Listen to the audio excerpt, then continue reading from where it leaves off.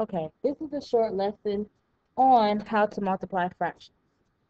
When we multiply fractions, we're basically taking two fractions that have a numerator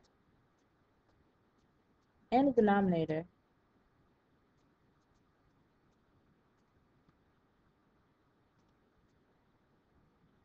and multiplying them together. So essentially, your answer would be numerator times numerator and denominator times denominator.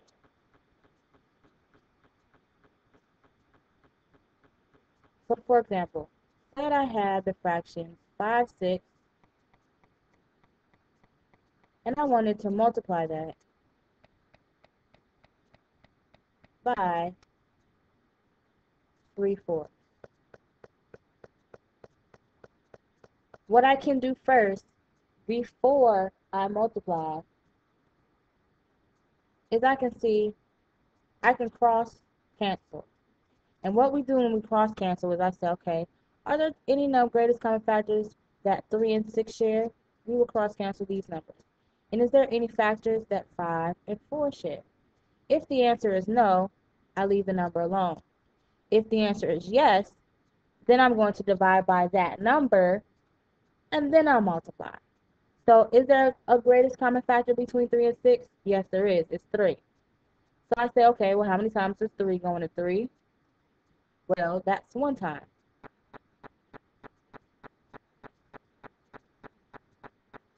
So I now will change that to a 1. And I would say, how many times does 6 go into 3 go into 6? Well, that's 2 times. So I'll change that to a 2. So now my problem becomes 5 times 1, which is 5, and 2 times 4, which is 8. Now there's something else that we could have done. We could have also just multiplied it out and said 5 over 6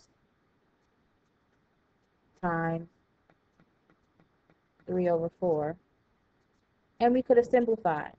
Usually when you cross cancel, this will give you your answer in simplified form, okay? But if you forget to cross cancel, you can always just multiply, okay? 5 times 3 is 15, and 6 times 4 is 24. So now you're going to look for a greatest common factor between 15 and 4 to see if they share one. And they do. That number is 3. So we're going to divide both the numerator by 3 and the denominator by 3.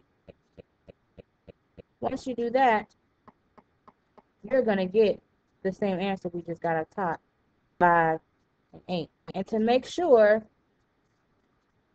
that your answer is simplified, you need to check again to make sure there's no factors that these two share. And because the factors are so different, and 5 is a prime number, so it only has 2, you know that they don't share any more factors. Let's try one more example. Okay? So let's say I wanted to do